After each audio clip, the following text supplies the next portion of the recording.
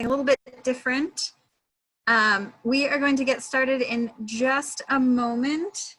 So sit tight, grab a beverage, make yourselves comfortable, and we'll be talking with you soon.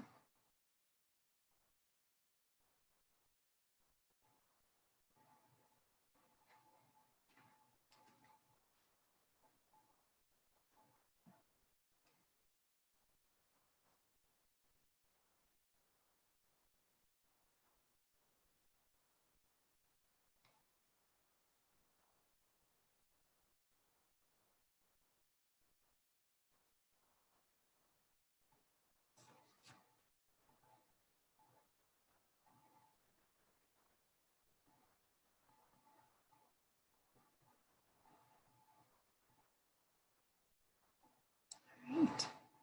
Welcome again to our series, Ask a Consultant. Today's topic is mission efficiency. I'm Susie Lee. I'm the Director of Nonprofit Strategy and Engagement at Forefront.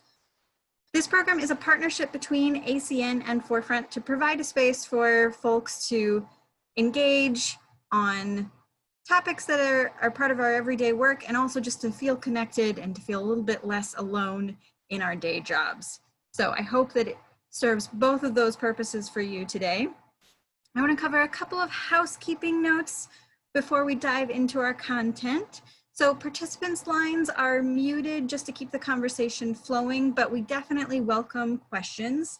Feel free to ask a question in either the Q&A or in the chat box. When I'm looking at my screen, if I maneuver to the bottom center of the screen, I can find both the Q&A and the chat box. We are recording our session today, so if you want to take a look at it later or share it with a colleague, you'll be able to do that from the Forefront website. In our conversation today, we'll be talking about recommendations for mission efficiency, things to watch out for, and staying focused on your mission in the future. So those will be our big topics. But before we dive in, we want to get to know you a little bit. So I'm opening a poll.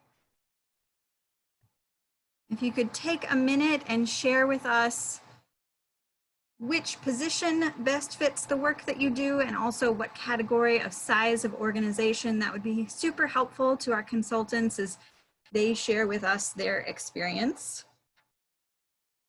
And so we have Deborah from DB&N Associates, Fran from Nonprofit Consulting, and Vinay from UpMetrics. Together, they have over 50 years of experience, so I'm excited to be able to share their expertise with you. And Deborah, would you get us started and just share a little bit more about you and why you were attracted to this conversation? Sure. Thank you so much, Susie, and welcome everyone on this cloudy day in Chicago.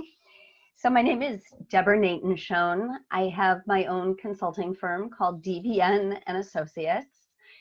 And I was attracted to the conversation because most of my career and my focus is on actually mission effectiveness.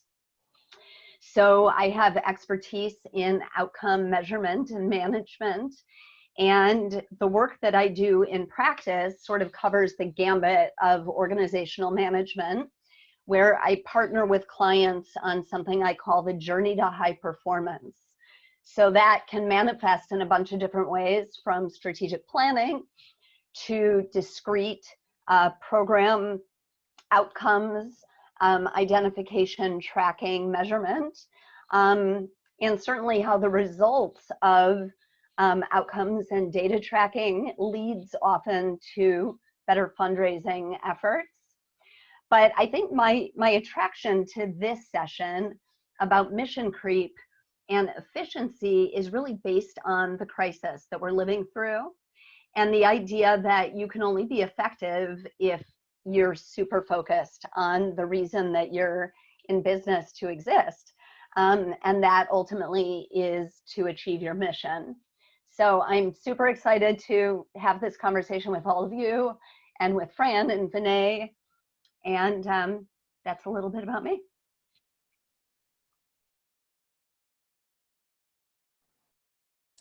Great. And then Fran, could you also share a little bit more about yourself and what attracted you to the conversation today? Sure, thank you. And thank you for organizing this discussion. It's nice to work with Deborah and Vinay.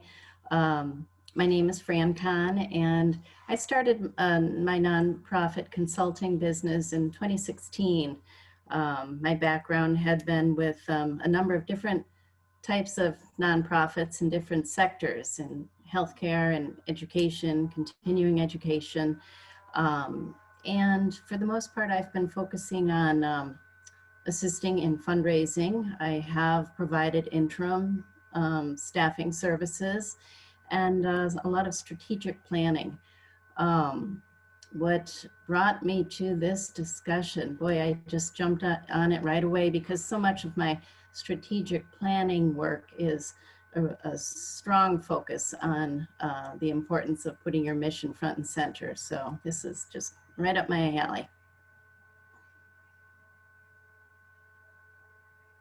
Thank you so much. And Vinay, same question to you. Could you share a little bit more about yourself to get us started and what brought you to the conversation? Yeah, thank you, Susie. Welcome, everybody. Yeah, again, looking forward to chatting with each of you today in a relatively informal setting. My background, I've worked in public education and then nonprofits and philanthropy for about last 15 plus years. So just using a lot of that experience from being a former classroom teacher many years ago to now. To then being a school administrator, and now the work that we're doing at Outmetrics with helping funders and nonprofits just be more data driven with the work they're doing. To Deborah's point of becoming more independent, more sustainable, accessing resources easy, with more ease. Our tenets of the work that we do. And so I definitely felt today's session was aligned with that, especially with today's state of affairs and what organizations are focusing on, how they're doing it, and how they're being more efficient. And we're all seeing that metrics are a big part of that. So any information we could share today to help groups is a big reason why we're here. So thank you. Awesome. Thank you. All right. So let's dig in. Our first question is, can you give specific examples of ways you've seen nonprofit organizations remain focused when they're in the heat of day-to-day challenges? Deborah, do you want to get us started? Sure. So everyone's in the heat of challenge right now. And in my experience with clients, some have handled this better than others. And I think a couple of tips that I would share based on experience and both watching it and reading a lot about crisis management is twofold.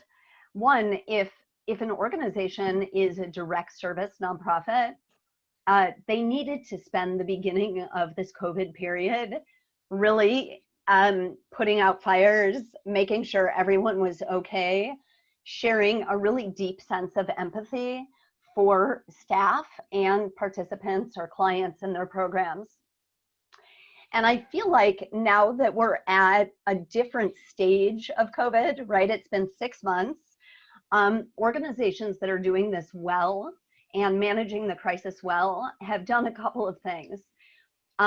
They've put together a strategic communications platform to really communicate frequently, fully, and transparently about their nonprofit's approach to the crisis, and helping both staff and external stakeholders have a better understanding of what to expect in this time of great uncertainty.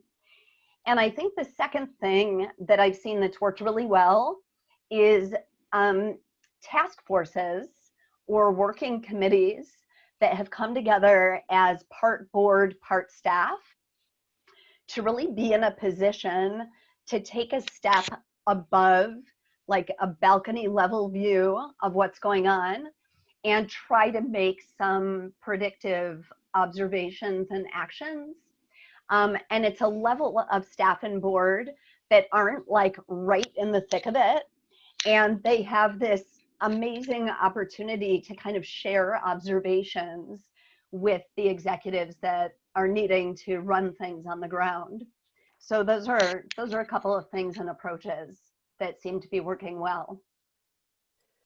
And I could just add a couple tips and tricks that we've seen in some of our work. The idea of creatively staffing and utilizing resources effectively is something that we've seen work with a lot of the partners in our world, where COVID has COVID and just all sorts of factors going on right now, and with that, job functions have changed. Some jobs have disappeared.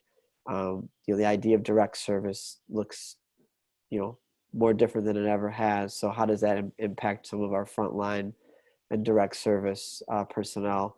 So with that, thinking creatively as an organization, if you're 5 people or if you're 50 to 500, how to best use your workforce.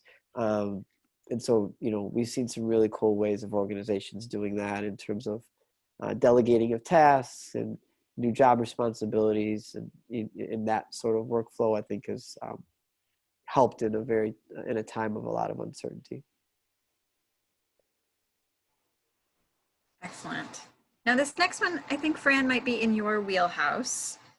The question is, outside of increasing the frequency of communications, personalizing thank yous, and making sure some communications are donor-centric, what are some other best practices to retain donors when many donor gifts are transactional?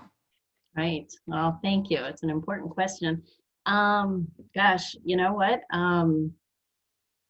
2 ways come to mind immediately. One is ask for advice. The age-old adage of if you want money, you ask for advice, and if you want advice, you ask for money.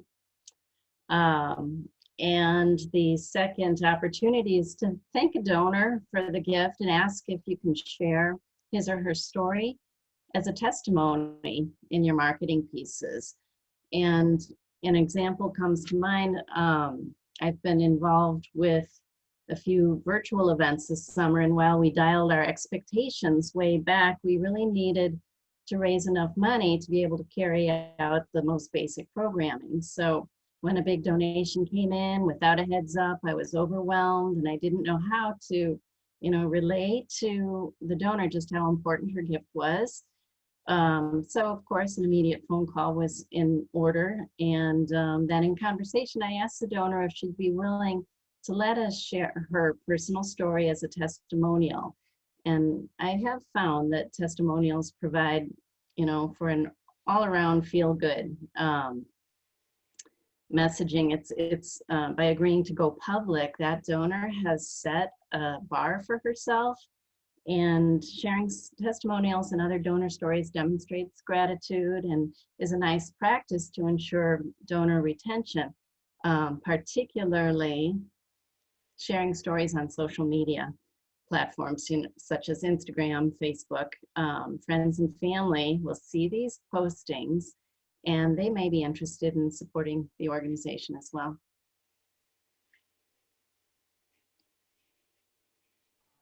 Great, thank you. We had another question that I think I'm going to stick with Fran, and also Deborah, I think you might have some great insights. This one is, due to COVID-related circumstances, we've had to react to an immediate crisis within our community. Should we change our mission, and how? What happens after COVID? And I have had recent experience in that. It is essentially crisis management. A client of mine, a church in Chicago, was in the final leg of a capital campaign when COVID hit, and we determined that the best course of action was to put the campaign on hold and focus our outreach efforts and messaging on the needs of the community, which, we're providing meals for neighbors in need and for working with the city to provide safe shelter for the city's homeless. So, that's a little bit of diversion of where we had been focusing capital campaign. Actually put that aside right now and care for the community, which is actually caring for your donors. Not really changing the mission, but shifting the focus of which portion of your overarching mission. So I would just piggyback on what Fran is saying. I have an adage that you don't change your mission, you don't change your targets, and you don't change your outcomes. You just find ways to do them better and more efficiently based on the external environment that you find yourself in. So right now, that external environment is crisis. I think it gets tricky for organizations that literally can't operate their mission based on COVID, right? So if there is some sort of nonprofit restaurant, right, that had to close. But otherwise, I think it's more about having really open discussions with the board about the mission and what parts of the mission are absolutely critical to the success of your clients or participants that you serve. And that probably has meant for many organizations pivoting and shifting how services are provided, but it doesn't mean changing mission. I would argue that there are very few situations where you would want to just scratch out and edit your mission based on a crisis.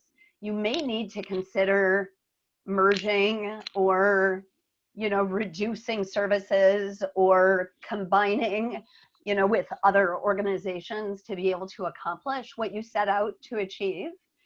But I think when organizations think about changing mission, starting something new, it's possible, but it's really hard in a crisis. And I know, as one of our attendees on this call is a very renowned market researcher, I think if someone is thinking about changing mission, you would certainly want to look at the environment, see who else is out there doing what you think you should be doing before you go ahead and make that significant of a transition.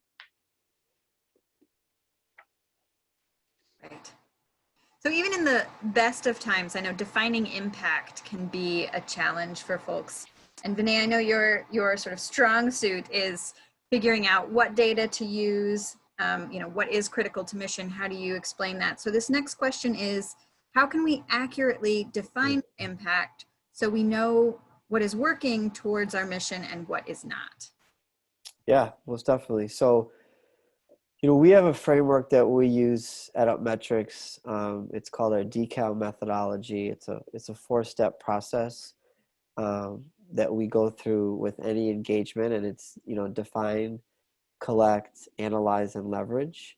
And as I've heard that in my day job, I feel like I use that in all areas of my life now. It's a very applicable kind of a 4-step process that could, it definitely sometimes helps me with managing my kids in the morning as well, right? So it's definitely not specific to the social sector, but if we kind of go step by step, the idea of defining is, what does impact mean to the organization, and starting with that impact framework.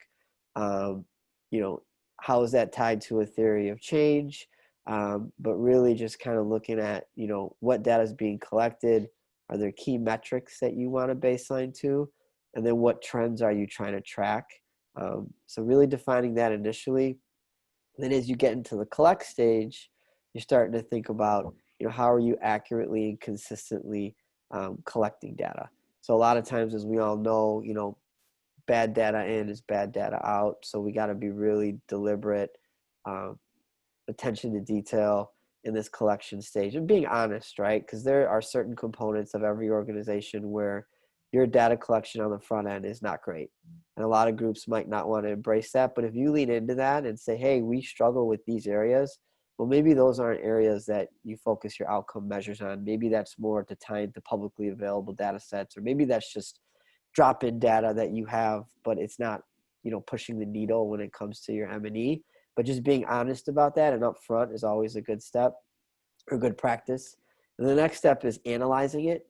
So obviously, in the world that I live in, a lot of our organizations are analyzing it in the tools that we provide, but there's all sorts of tools that allow for, analysis, and the idea to chop up data, filter data, visualize data, heat map data, You know, if it's a Google Sheet, or if it's, you know, Google Slides, or if it's a UpMetrics or a Tableau or a Salesforce or Power BI, whatever it might be, there's tons of tools out there that will allow for you to do that. But make sure if you take the time to define and collect, that you definitely are taking the time to analyze, right? A lot of times we like, oh, we made it, like we got the data, we're good, but then we're not using it to really inform our work. So then that takes us into the next spot, which is leveraging. So again, you know, for those of us that are taking notes virtually, define, collect, analyze, leverage. So taking you to that 4-step leverage. Now you have the data, and what are you doing with it, right? So is it annual report data? Is it social media data? The idea of storytelling comes in here. So the whole idea of storytelling is, how do you connect the qualitative with the quantitative? So that's a big component that I think groups, you know, wrangle with a lot. So you have to figure out what cadence works for your organization, but don't forget about trying to connect qualitative and quantitative. And then leveraging is an ongoing process, and you can repeat this 4-step process depending on where you are as an organization. Some organizations might start at the collect and the analyze stage. Some organizations might start, you know, I like to say, all joking aside, like at -5, which is 5 steps before define, right? And that's okay too. You just need to be honest about that and be thoughtful in your process there.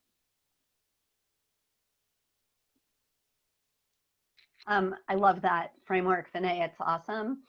I'm going to try it with my kids tomorrow morning and see if that works. Yeah, right. I would just add to it that thinking about it within the COVID lens, which I'm trying to put that lens on like all the work I do now, you know, what's possible in normal times and what's realistic in times where executives are really facing burnout and fatigue, and staff, you know, is kind of past the immediacy of the crisis, and they're entering into the reality that this is going to be a prolonged crisis. So one of the things that I've gone back to is something I used to write about a lot, which is the very old adage of keep it simple. So I think that when organizations are trying to define impact, and maybe the pressure is coming from their board of directors, or maybe it's coming from funders, or maybe it's coming from executive staff, it's so important to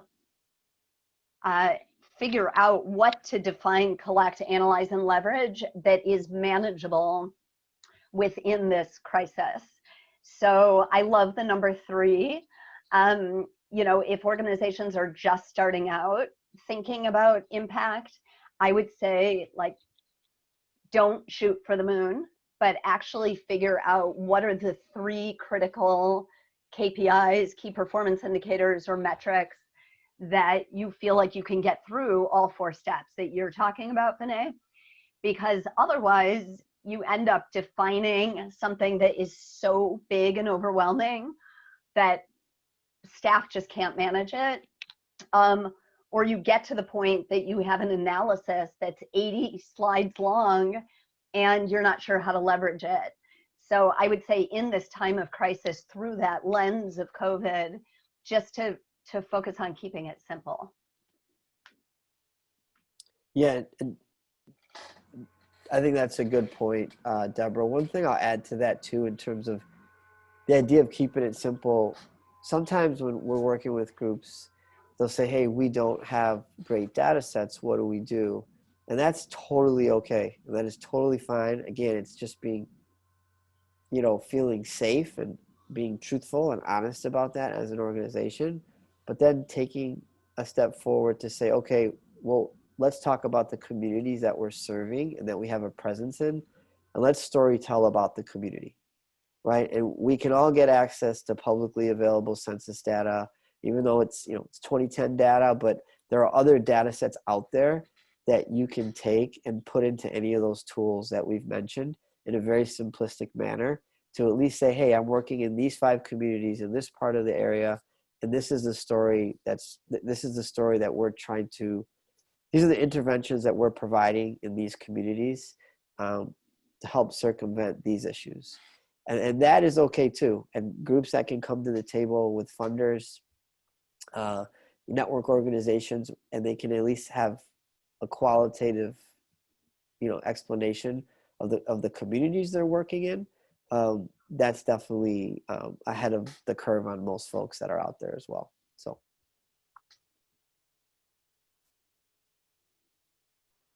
And that really got me thinking. So we're talking about collecting data and analyzing data, leveraging data for the impact that we're making now.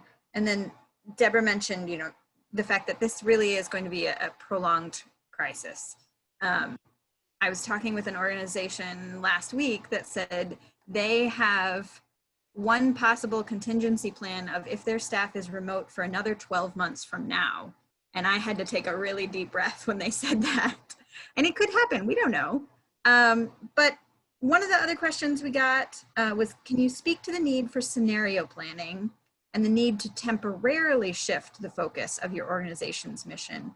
Fran, I was wondering if in that context you could share a little on that question.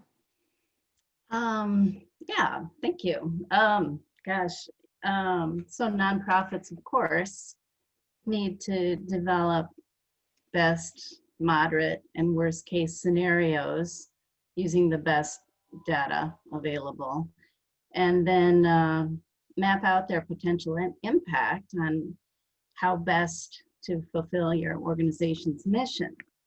And actually, there was a recent Association of Consultants to Nonprofits webinar that really focused solely on that. And the speaker provided lots of templates and material that was quite helpful, and it really digs in deeply to studying your inputs and your outputs and identifying all scenarios. But jumping slightly away from that, I always smile when I think of the opportunities we have. So let's all ask ourselves, what if we were to remain socially distant, as we've said, for another couple years? How would we do our work? What changes would we have to make to sustain and grow our work in a socially distant operating environment? And then let's ask ourselves, what if we stopped doing 50% of the things that we've always done? What would they be? What would we do instead of those things that seem like a better use of time, attention, and a better use of our resources?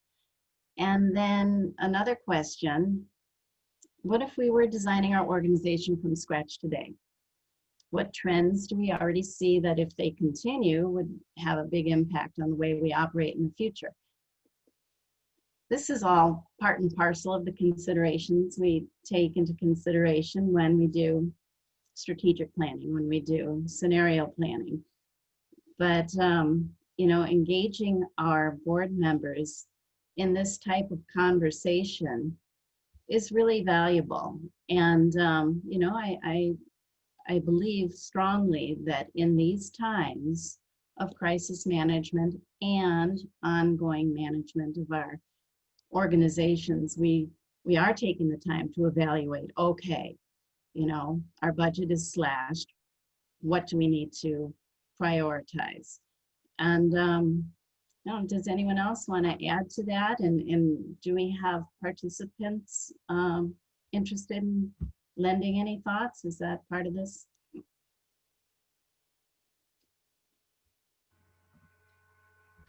I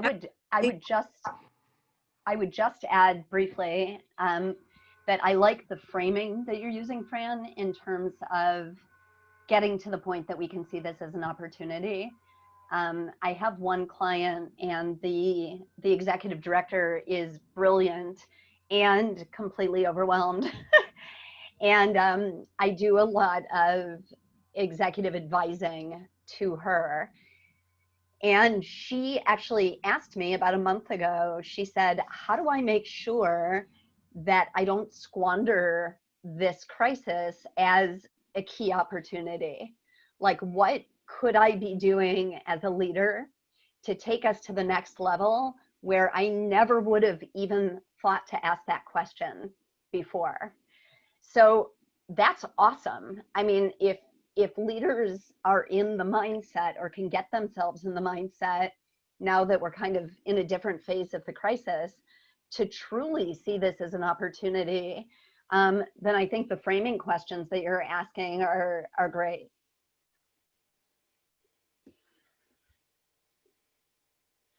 I want to say absolutely, if there are folks that are participating in the call that want to add their thoughts, feel free to jump in. If you'd rather not get on the microphone, you can type into the chat box or the Q&A. We are going to transition a little bit. So we've been in our recommendations section. Our next couple of questions are the watch out section. So the first one, I'm looking again real quick at the Q&A and the chat. I'm not seeing anything, but feel free to jump in anytime, folks, if you want to. But sticking with the questions that were submitted ahead of time, when there is a grant available, I see nonprofits justify the fit with their mission, even when it's tangential. And I see staff feel uncertain about how to challenge the pursuit of the grant. Have you seen this? How would you advise a staff person who sees this? And I think, Deborah, you were going to kick us off on this one. Yeah, don't do it. So there's a lot of interesting money floating around right now. For as much funding that's been slashed, there are a lot of new funding opportunities that are popping up, right? So there are funders that are tapping into their own reserves. There are donors that have decided to be really generous in this time, even with the fluctuations in the stock market. There are funder collaboratives that are coming together around certain issues and trying to push out more than, you know, a 5% cap or whatever their arbitrary caps are on nonprofit funding. And I have a client who was approached by a funder, instead of the other way around, was approached by a funder with a pretty sizable grant for them. It was for about $50,000 to test an idea that the funder and the expertise within the program officers of that funder was something they really wanted to test. And they had identified the nonprofit as a great opportunity to test it. And the nonprofit, it would have taken them far enough off mission that it would have absolutely put their core programs at risk. And not surprisingly, they were really torn about what to do, right? Because it was a relationship that they had with the funder. It was a request that had a pretty big price tag attached to it. And what we were able to do was, instead of just saying yes, you know, we were able to engage in a series of conversations with the funder to shift the money. So it's actually the same amount of money, but it's much more mission aligned. And that all seems great in hindsight, and it worked. But throughout the process, where the nonprofit head of development and executive director and head of the board committees that were tied to finance, and you know, they're watching their funding go down in certain places, and this seemed like an amazing opportunity. But if they hadn't had the conversations to make sure that that funding was going to be tied to something that was squarely mission aligned, it could have actually been disastrous. So it's a story that has a good ending, but I think the cautionary tale hopefully is clear that it's really important right now for nonprofit executives and boards. Well, first of all, for the executive and the board chair to be totally on the same page, and for the conversations that they're having with their funders to be transparent and open and appropriately vulnerable, to be able to ask for what they need, not just to be responsive to what the funder thinks they need. So just a story, but I would say there's no such thing as easy money. And even if it's being handed to a nonprofit, if it doesn't feel aligned, I think that the risks so far outweigh the benefits, in that you run the risk of really demoralizing your staff. You run the risk of confusing your board. You run the risk of, you know, not being able to operate as strongly as you need to operate in your core programs. So that's my advice. You know, and I'll add to that, Deborah, thank you for all of those great reminders. And, you know, it's our organization's integrity on the line. And, you know, let's not be disingenuous, right? We are counting on future contributions, so we can never confuse anyone for a temporary short-term boost.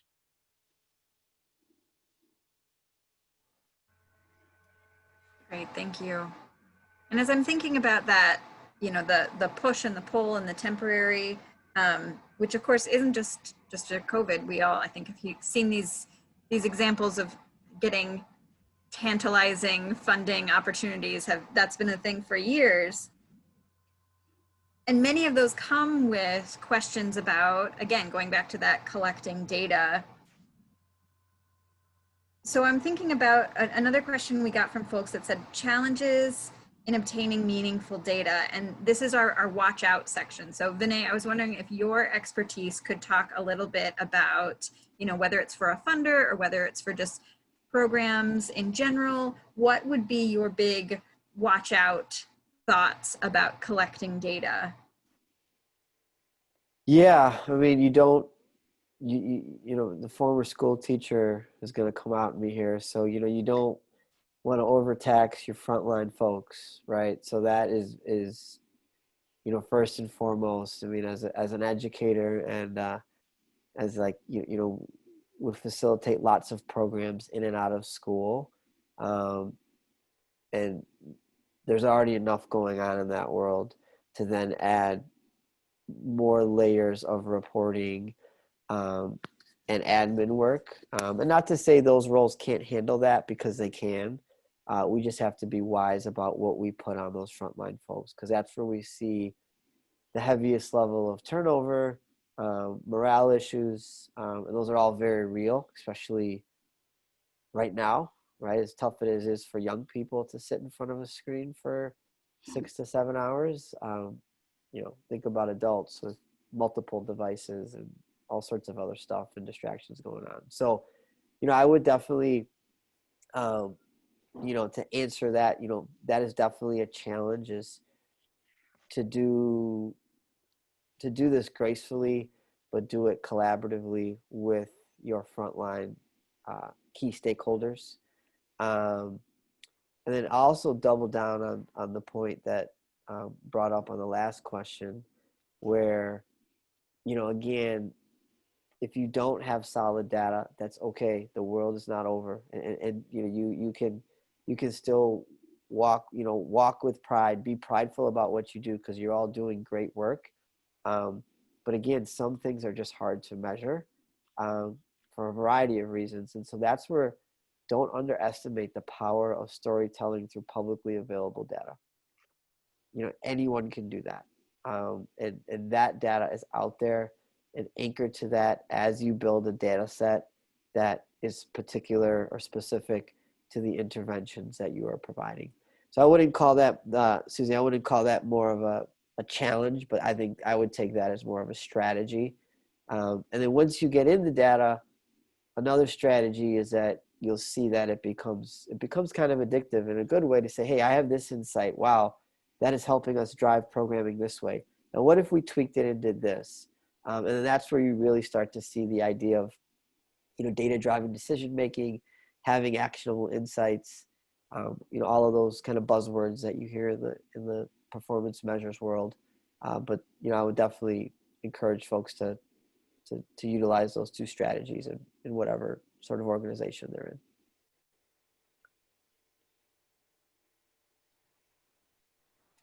in. I actually wanted to throw in a follow-up from something that made me think about several conversations I've had with nonprofits about sort of the relationship, I think you talked about it a little bit earlier, of defining the impact and collecting the data.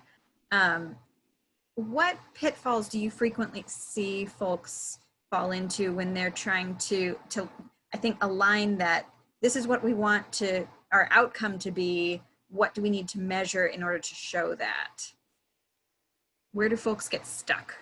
Yeah, well, that's for me, right? That question. Okay. I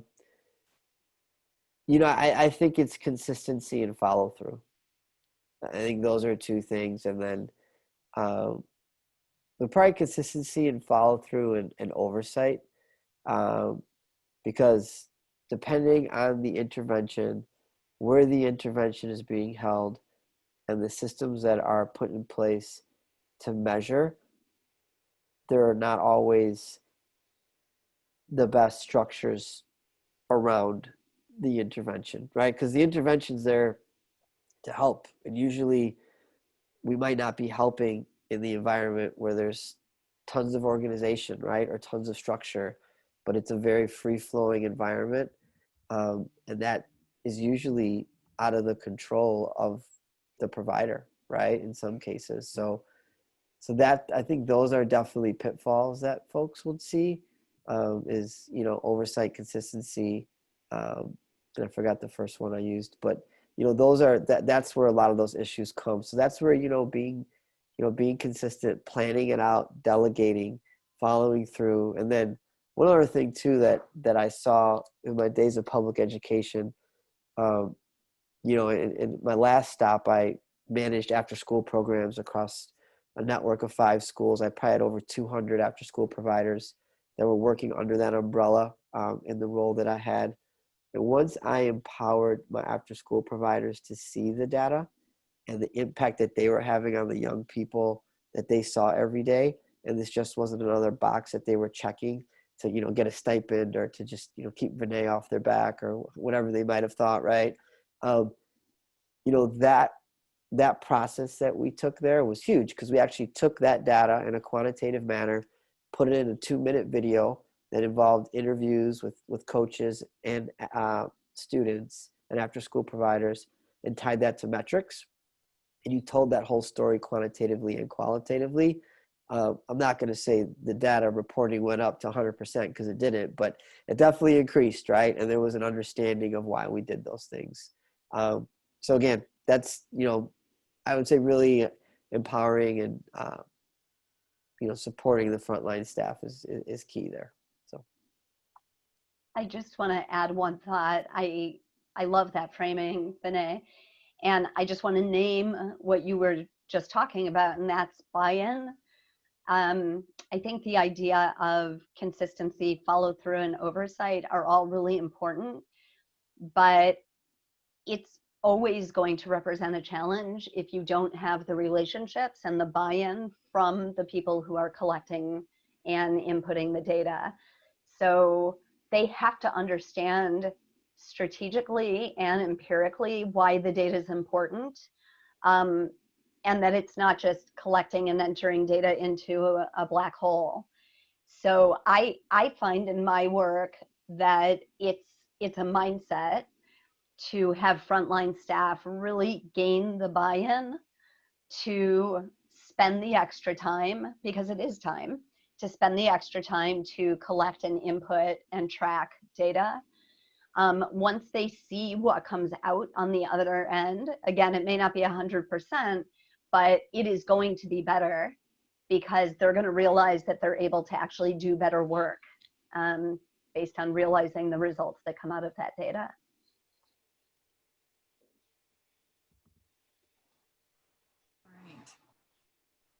So that was the last question in our watch out section. I just wanted to pause for a moment and see if there are any other things that have sort of popped into your thoughts, panelists, of any other frequent pitfalls that you see, frequent watch out moments that you want to let folks know about. If not, we'll move on to our looking forward section. So this first question, I feel like really resonated with me, so I'm excited to hear thoughts about it. How do we determine Who makes these tough decisions? The executive director, the board, is it bottom up? And how do we communicate these decisions once they are made? And I'm just realizing I don't have in my notes who was answering this. Fran, thank you. I'm happy to jump right in. And I spent close to 10 years as an executive director of an educational foundation for a large public high school. And certainly staff and I tackled strategic planning, and certainly I encouraged staff to come up with plans and proposals. Decision making was taken collectively. We would discuss an issue with entire staff together, and then as executive director, I would bring a proposal to our board of trustees, and there would be the ultimate decision making. So it is bottom up. It's staff collectively with firsthand experience, executive director making a concise statement, and then the board with discussion and decision. Anyone else? Deborah, Vinay, any other experiences you've had with that? I think that one thing that I've been noticing as a consultant in this time is people not knowing who makes the decisions. You know, everyone feeling sort of helpless to make decisions, and then communicating the decisions doesn't always happen very efficiently or effectively. So I have been working really hard to encourage executive directors and boards to work very closely together on decision making with appropriate input, and then to pretty quickly and concisely communicate the decisions that have been made in a much more frequent way than we had pre-crisis. So, you know, I'm almost laughing. In the first 3 months, I had several executive directors of my clients contact me to say, well, how do we handle this, right? Like, we're moving from in-person therapy to, I guess, phone therapy, but who makes these decisions? And I had to say to executive directors, like, actually, you make that decision. You know, you gather input from the expertise at hand, clinical staff, you discuss it with appropriate people on the board, and ultimately you have to make the decision, and you have to communicate very clearly the decision that's been made. And I think it has caused people to rise to the occasion in ways they never had to before, or never thought they would have to. The nonprofit sector tends to be focused a lot on collaborative decision making, and I have, maybe just my own experience, but I have found in a crisis, you actually really need leadership to be making and communicating decisions, where otherwise there's a decision-making vacuum.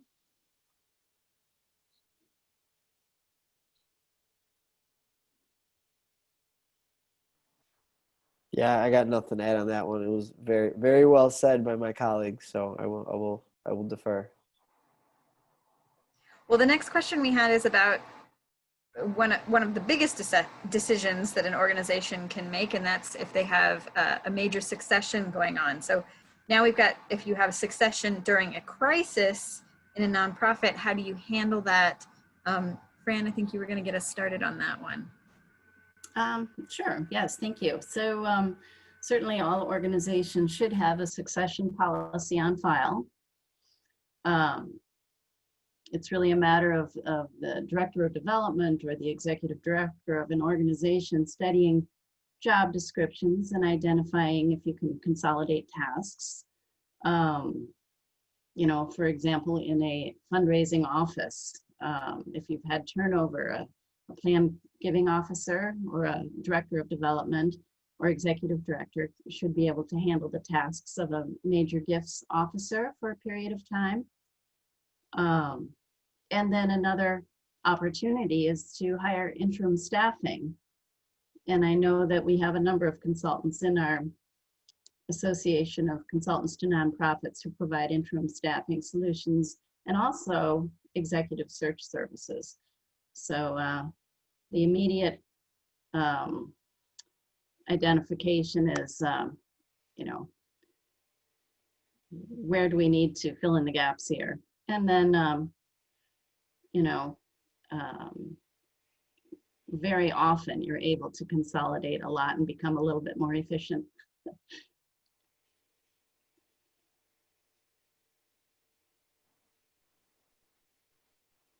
I'm also happy to provide a sample template on succession planning for just any basic mid-size organization. That would be great. We always love resources. Have any of you, I'm just curious, worked with folks that are doing hiring for significant positions in an organization virtually right now? Have you had any lessons learned that would sort of share across the board from those, or does it feel very specific to the organization?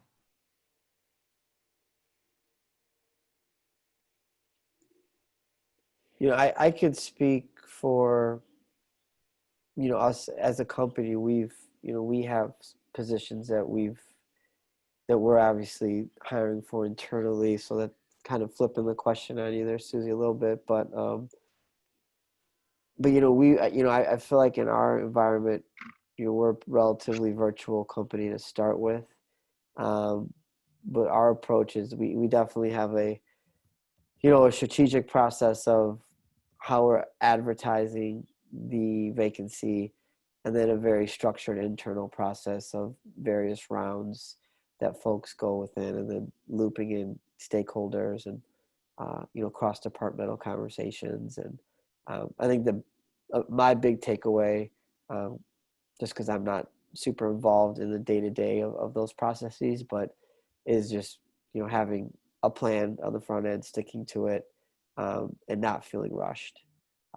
So I know some organizations might not have that flexibility if it's, you know, a fundraising role, or if it's a more of a very mission critical role. But we've seen that cadence work relatively well with a few of the openings that we've actually posted, actually since the start of COVID, which has been kind of interesting, that we've done that, which has been great. So. Thanks. We have just a few minutes left, but we had some questions come up about consulting practices, kind of best practices. One of them was how to succeed as a consultant during lockdown. And I'm actually going to pair that with the next one. And what is the most challenging aspect of consulting? Because I feel like right now those might be fairly connected.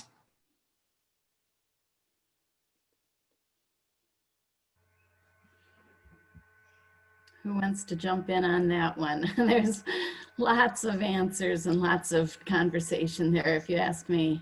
Yeah, I agree. I can start by just sharing a practice that I've put in place since the beginning, which is I work really odd hours because I have my kids. I have 3 kids in 3 different schools, all at home in 3 different rooms in my house.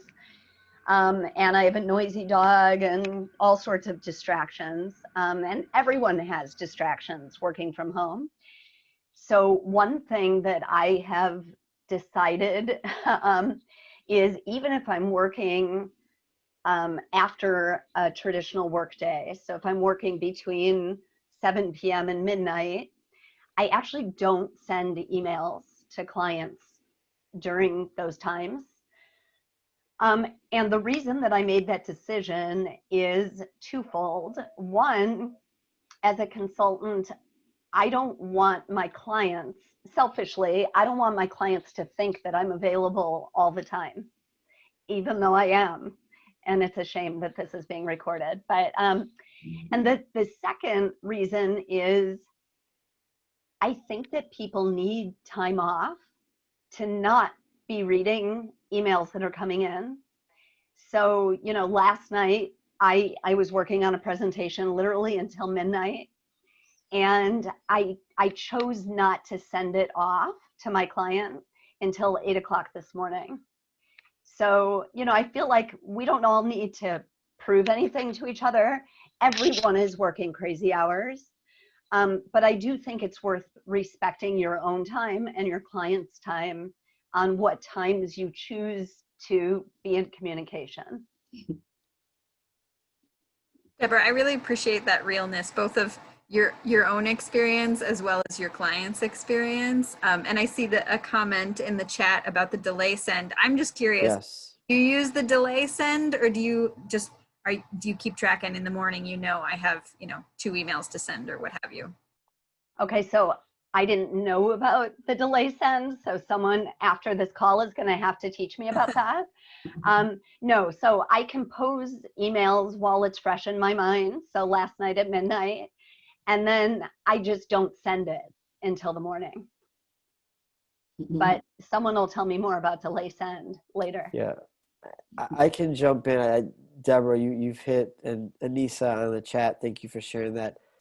The delay send on, excuse me, Gmail, and there's an add-on called Boomerang for Gmail. And if my colleagues at UpMetrics watch this recording, they're probably going to fall out of their chair right now because I talk about these features so much.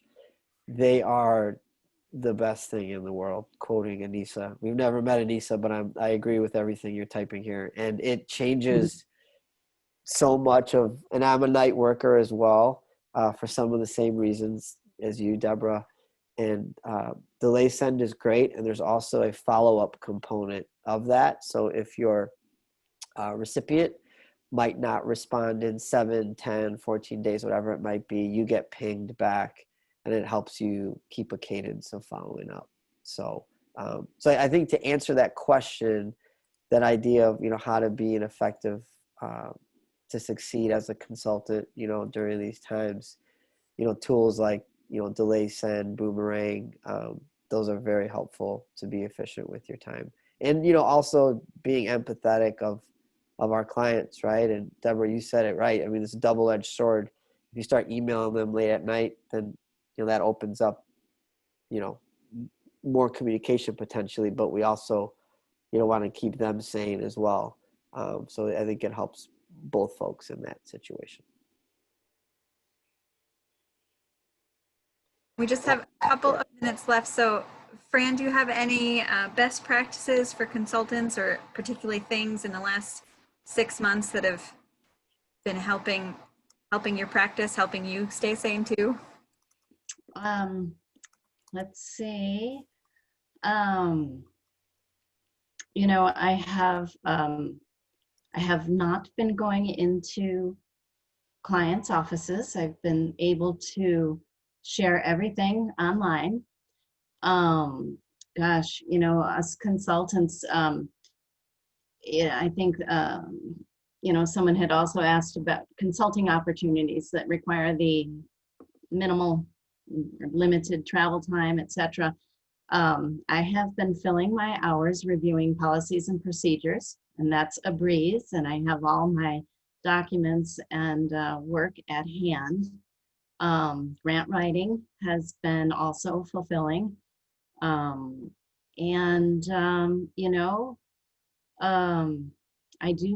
really do look forward to the day when we can have special events and even smaller intimate gatherings in someone's home, really getting back to the norm, because gosh, relationship building is everything. And, until we can get there, it's up to us to make certain our communications are from our heart and they are backed with data, and that we take every opportunity we can to share stories about the importance of our mission. Well, thank you so much, especially to Deborah, Fran, and Vinay. Your expertise is incredibly valuable to this community. Again, I hope that today's session was helpful for all of you, both in terms of content and in terms of holding a space to be together. My colleague Key posted in the chat that We'll be having another Ask a Consultant series coming up on October 13th. From our end at Forefront, you can find that on our events page in the near future. And I want to say thank you to everyone. Out of respect for the rest of your day, we'll close this off and say have a great day. And we'll hopefully see you next time. Thank you, Thank you. everyone. Thank you, everybody. Yeah.